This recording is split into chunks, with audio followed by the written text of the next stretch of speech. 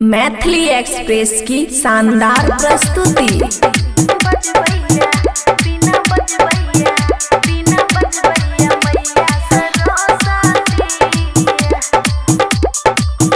खुशी recording studio बलुआहा। माई के धुन पर नाचे जग सारा, हाथ जोड़ी माई के लगावे सब नारा। एक माई के धुन पर नाचे जग सारा, हाथ जोड़ी माई के लगावे सब नारा। जगमग मंदिर में ज्वाला ज्योति, जगमग मंदिर में ज्वाला ज्योति। बिना बजबैया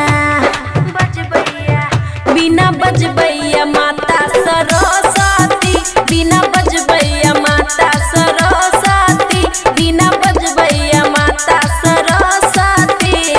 डीजे सुमित सतीश रईमा, सुमित सतीश रईमा। बिना बजबैया माता सरस्वती।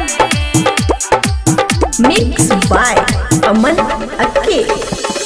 ज्ञान के माई छै भंडार गे, सबसे बगावे माई के दुआर गे। ज्ञान के माई छै भंडार गे, सबसे बगावे माई के दुआर गे।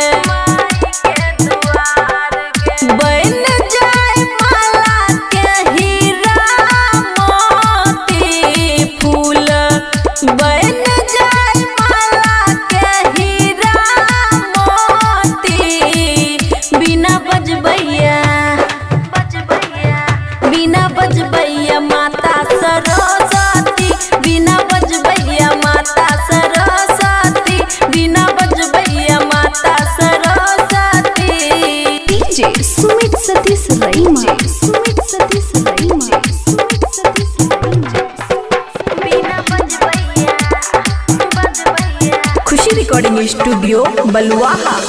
माई के भक्ति में छै सब नील गे, रोशन दीवाना खुशी गावे गीत मिल गे, गावे गीत मिल गे।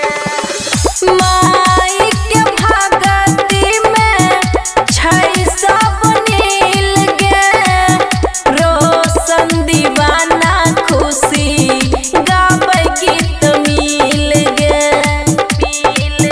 सब देखबै बेरी बेरी अगरबत्ती, सब देखबै बेरी बेरी अगरबत्ती। बिना बजबैया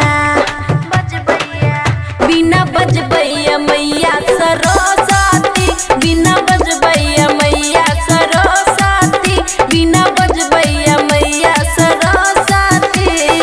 खुशी रिकॉर्डिंग स्टूडियो बलुआहा।